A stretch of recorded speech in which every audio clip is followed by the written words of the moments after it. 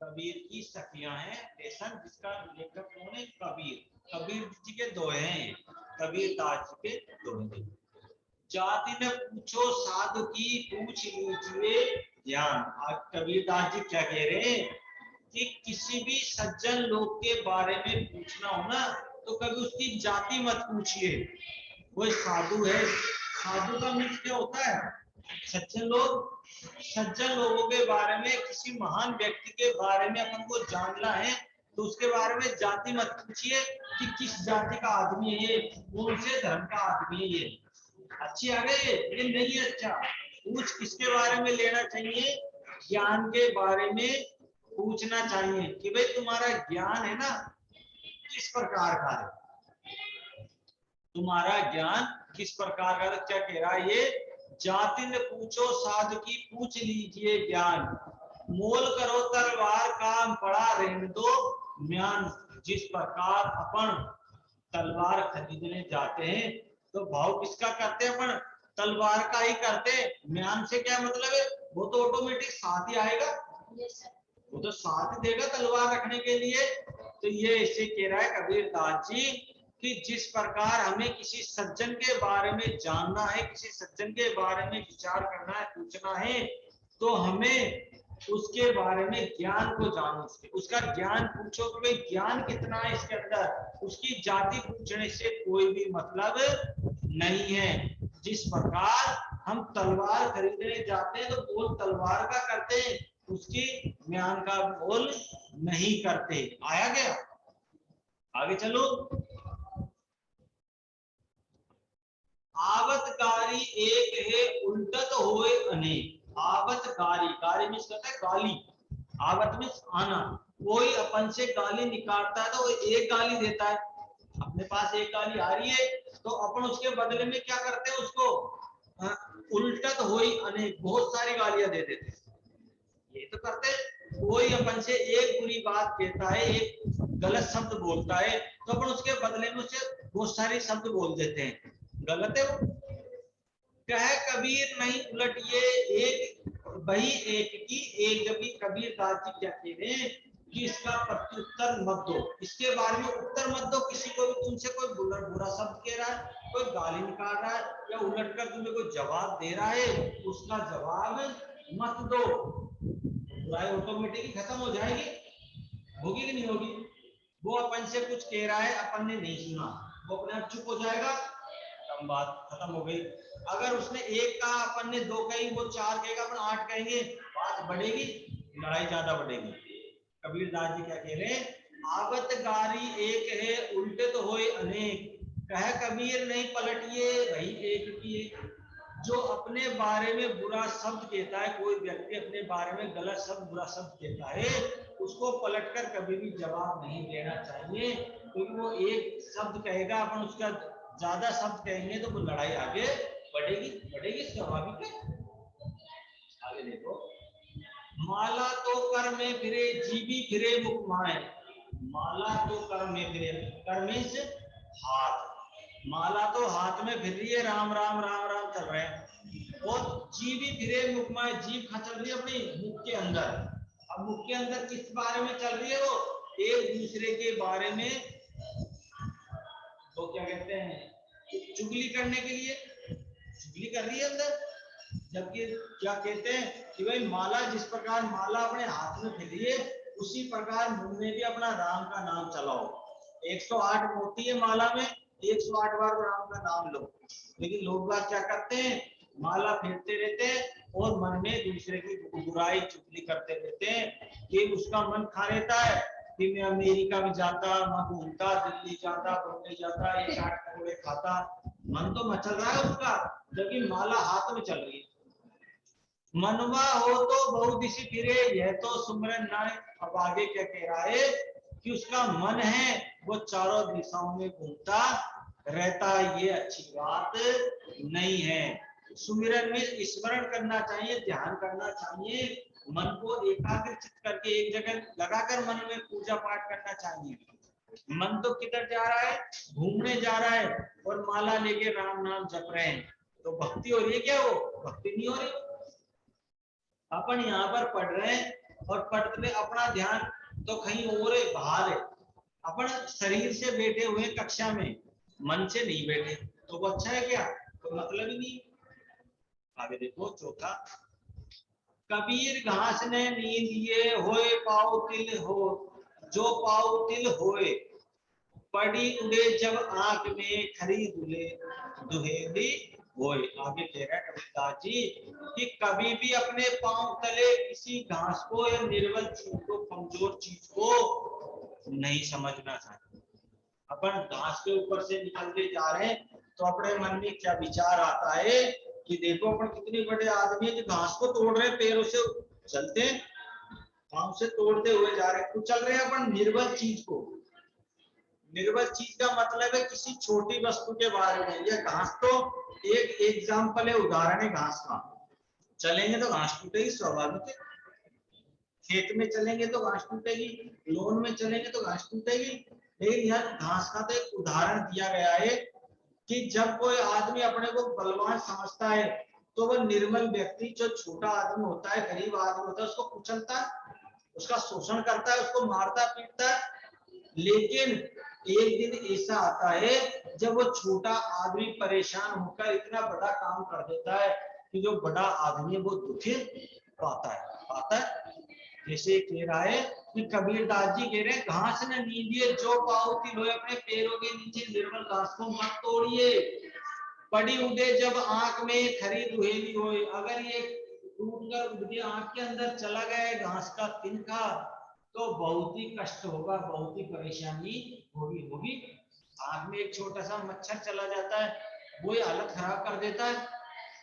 आगे देखो पांचवा, जग में बेरी कोई नहीं जो मन शीतल होए। अगर अपना मन शीतल है, शीतल में ठंडा है, हर अपने मन में किसी के बारे में भी बुरी बातें नहीं है, किसी के बारे में अपन बुरे विचार नहीं रखते, तो अपना इस संसार में कोई दुश्मन भी नहीं होगा। क्या अपन दुश्मन से भी अच्छा मीठा बोलेंगे, कोई अपन से दो गाली निकाल रहा है अपन उससे भी अच्छा बोलेंगे, कोई अपना बुरा कर रहा है उससे भी अच्छा व्यवहार करेंगे, तो सामने वाला अपना बुरा करेगा कि नहीं करेगा?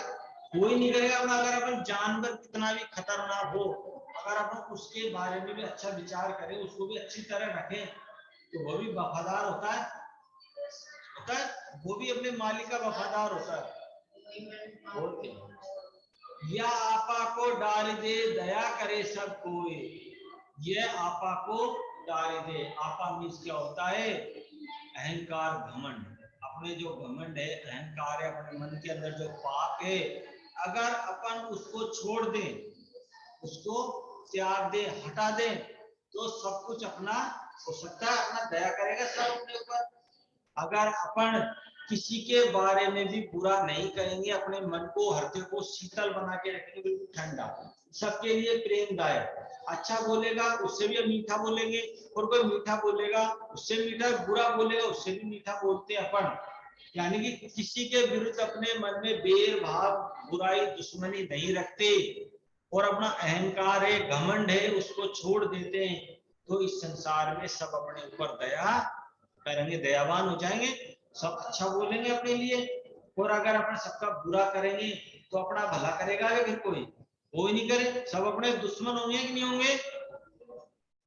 ये लो हो गया। अब समझ आया कि नहीं आया? अब बताओ तुम। अब नहीं आया हो तो एक बार और पूछ सकते हो मुझसे। तो क्वेश्चन आंसर देखो, आए नहीं बेटे दोनों सर? पाठ से, हाँ, पाठ्य पुस्तक के प्रश्न देखो। तलवार का महत्व होता है, म्यान का नहीं। उक्त उदाहरण से कबीर क्या कहना चाहता है स्पष्ट कीजिए। जो कबीर जी ने उदाहरण दिया है ना कि मोल करो तलवार का, म्यान का नहीं, उसके बारे में क्या कह रहा है देखो। तलवार का महत्व होता है, म्यान का नहीं, सही है। इस उदाहरण के द्वारा कबीर यह कहना चाहते हैं, यदि मनुष्य किसी साधु, संत या गुणी जन के महत्व को जानना चाहता है तो उसे उसकी जाति, वेशभूषा आदि पर ध्यान न देकर उसके मूल गुणों को ध्यान देना चाहिए। जैसे तलवार लेने गए, तलवार पे मायना कौन रखती है? तलवार मायने रखती है। अच्छी चीज क्या है? म्यान थोड़ी है। युद्ध करने जाएंगे म्यान से थोड़ी लड़ेंगे, लड़ेंगे तो तलवार से, तलवार की क्वालिटी देखो, उसके गुण देखो, उसकी मजबूती देखो, उसके धार देखो भाई वो पेनी कितनी है, मजबूत कितनी है, हाँ कितनी बड़ी है, कितनी चौड़ी है, पकड़ने का जो हाथ में हत्था होता है वो सही है क्या नहीं है, सारी क्वालिटी तो तलवार की देखेंगे अपन, म्यान की थोड़ी देखेंगे। लड़ाई में तो तलवार काम आएगी, म्यान थोड़ी काम आएगा। तो कबीरदास जी तलवार का उदाहरण देके क्या बता रहे हैं कि जिस प्रकार किसी मनुष्य की साधु के गुणी जन का महत्व जानना चाहिए, उसकी बुराइयों का नहीं, उसके कपड़ों का नहीं, उसने किस प्रकार के कपड़े पहन रखे हैं, फटे कपड़े हैं उसके, गंदा खाता पीता है, वो गंदा रहता है, वो मत देखो, देखो उसमें गुण कितने हैं, अच्छी बातें कैसी है। अपन बड़े बड़े ऋषि लोगों को देखते हैं, भस्म लगी रहती है पूरे शरीर पे, है ना, बड़े बड़े बाल होते हैं, छोटे छोटे कपड़े होते हैं, नहाते धोते नहीं है, उनको मत देखो कैसा आदमी गंदा, उसके गुण देखो कि अंदर कितना गुणवान व्यक्ति है, वो कितना बड़े ज्ञानी वाला आदमी है। कुंभ के मेलों में देखते हैं, टीवियों में देखते कितने भयंकर भयंकर वाले साधु ऋषि आते हैं, कहां से आते हैं वो कोई पता नहीं आते कहां से। कुंभ होगा, बहुत ही सारे आएंगे, 1000 10,000 लाखों साधु आ जाएंगे, कुंभ खत्म, ऋषि खत्म, पता नहीं कहां गए, फिर वापस कभी होगा फिर आ जाएंगे। अब उनमें ज्ञान है, वो नहाते नहीं है, अपनी तरह पानी से कम ही नहाते, वो कभी कभी नहाते, साबुन तो लगाते ही नहीं है, साबुन शैम्पू का यूज नहीं करते बिल्कुल भी, किसका करते हैं, राख का, राख लगाते हैं मुंह के बाल के इनमें, फिर भी अपन से ज्यादा चमक है उनके शरीर पर, है क्या नहीं है, यही तो बात है, अपन से ज्यादा चमक है, अपन नहाते हैं, साबुन से नहाते हैं, शैम्पू से नहाते हैं, क्रीम लगाते हैं और वो जूने से रगड़ते हैं, बहुत सारे प्रकार के कॉस्मेटिक सामान लगाते हैं, कई प्रकार के तेल लगा लेते हैं, फिर भी अपन उनके बराबर चमक नहीं है अपने शरीर पे। अपनी चमक कैसी है, क्षण भर की, पसीना आया पहुंचा, ये लोग क्रीम खत्म, धूल मिट्टी में गए, मुंह पे मिट्टी लगी धोया, ये लोग तेल साबुन क्रीम की चमक भी खत्म हो गई। जैसे शादी में वो करवाते हैं ना मेकअप, ऐसे कैसे बन जाते हैं, फिर बाद में जब मुंह धोते हैं वो चुड़ैल के जैसे ही रहते हैं। लेकिन साधु उसके तेज है, उसके अंदर उसमें तपस्या का तेज है, ज्ञान है उसके अंदर, चमक है उसका शरीर।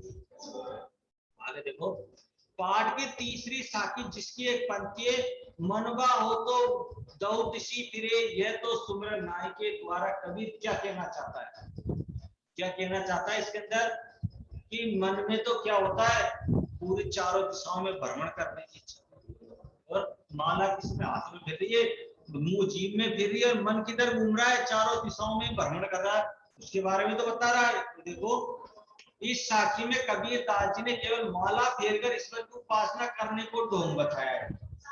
तो सारे लोगों को देखते हो, बड़े बड़े लोगों को, गांव में लोगों को शाम के समय जब मंदिर में आरती होती है, सुबह के समय जब जल्दी 4-5 बजे उठ जाते हैं, आरती होती है तो बैठ जाते हैं, करते रहते थे, मुंह में माला चल रही है, हाथ में और लड़ते रहेंगे, ध्यान देते रहेंगे कि कौन आ रहा है, कौन आ गया, वो गेट खुला छोड़ दिया कोई तो लड़ लेंगे, बैठे बैठे माला चल रही है, राम राम चल रहा है ना, कुत्ता आ गया तो डंडा लेके भगा देंगे, राम राम चल रहा है, तो वो क्या है, ढोंग है। कबीरदास जी क्या कह रहे हैं कि माला तो हाथ में फेर रहे हो और राम का नाम ले रहे हो, ये क्या है, ढोंग है। उनका मानना है ईश्वर की उपासना के लिए मन का एकाग्र होना आवश्यक है, भगवान की पूजा कर रहे हो, भगवान के याद कर रहे हो तो एकाग्र होके, एकाग्रचित होके करो, पूरा मन पूर्वक फोकस किधर करो, भगवान पे ही करो, इसके बिना ईश्वर स्मरण नहीं हो सकता। भगवान को अपने मन में, भगवान तो आ ही नहीं रहा, पूजा भी कर रहे हैं, मन विदेश में जा रहा है, भगवान प्रसन्न होंगे क्या, नहीं होंगे। मुंह से ईश्वर का नाम लेने मात्र से कुछ फायदा नहीं होता। आगे देखो, कबीर घास की निंदा करने से क्यों मना करता है, पढ़े हुए दोहे के आधार पर स्पष्ट करो, क्यों हटाए हो कि घास के दोहे के अंदर बताया उसने कि किसी कमजोर व्यक्ति को कभी भी कोई व्यक्ति को कमजोर मत समझो। जिस प्रकार अपन एक छोटी घास को कुचल देते हैं पैरों से, उस प्रकार किसी गरीब आदमी को, छोटे आदमी को कमजोर नहीं समझना चाहिए। अगर जब वो अपनी पर आ गया, उसने अपनी ताकत बताई, तो वो बहुत भारी पड़ता है। देखो इस दोहे में कबीर दास की उस घास की निंदा करने से मना करते जो पैरों के नीचे होती है। इस दोहे में घास का विशेष अर्थ है कि यह घास का तात्पर्य दबे कुचले और कमजोर व्यक्तियों से है, छोटे लोगों से है। ऐसे लोगों को तुच्छ मानकर उनकी निंदा की जाती है, होती है। कोई गरीब आदमी होता है, छोटा आदमी होता है, उसे भगा देते हैं दरवाजे पे, पैसे मांगने भगा देते हैं, साथ अब बैठ जाता है तो उठा देता है, गंदा आदमी तो है ना। होते समाज में ऐसे घमंडी लोग जो अपने पापों को नहीं देखते लेकिन दूसरे की बुराई देख लेते, दूसरे से 100 गुना पाप कर रखे खुद ने, लेकिन खुद दूसरे की बुराई देखेगा। तो होते समाज में ऐसे लोग होते हैं। कबीर के दोहे का संदेश है कि कभी किसी की निंदा मत करो, बुराई मत करो कभी भी, विशेषकर छोटे लोगों की, क्योंकि जिस प्रकार घास का छोटा सा तिनका भी यदि उड़कर आंख में चला जाए तो बहुत कष्ट होता है, उसी प्रकार निर्बल व्यक्ति की शक्ति पाकर कष्टदायी हो सकते हो। अगर निर्बल छोटे व्यक्ति ने अपनी शक्ति बता दी तो कष्टदायक होगा। आगे देखो चौथा, मनुष्य के व्यवहार में ही दूसरों को विरोधी बना देने वाले दोष होते हैं। इस बात को कौन से दोहे में व्यक्त किया गया है? कौन से दोहे में आए हैं? क्या है ना, जग में बेरी कोई नहीं, जो मन शीतल होए, या आपा को डाल दे दया करे सब कोई। अगर इस संसार में अपना मन शांत है, ठंडा है, शीतल है, तो अपना संसार कोई दुश्मन नहीं होगा, बेरी में दुश्मन। या आपा को डाल दे, अगर अपन ने अपना जो अहंकार है, घमंड, उसको त्याग दिया, छोड़ दिया, दया करे सब कोई, तो अपने ऊपर सब दया करेंगे, दयावान हो जाएंगे। क्वेश्चन आंसर ठीक है, 4 क्वेश्चन है और छोटा सा नहीं हुआ अभी।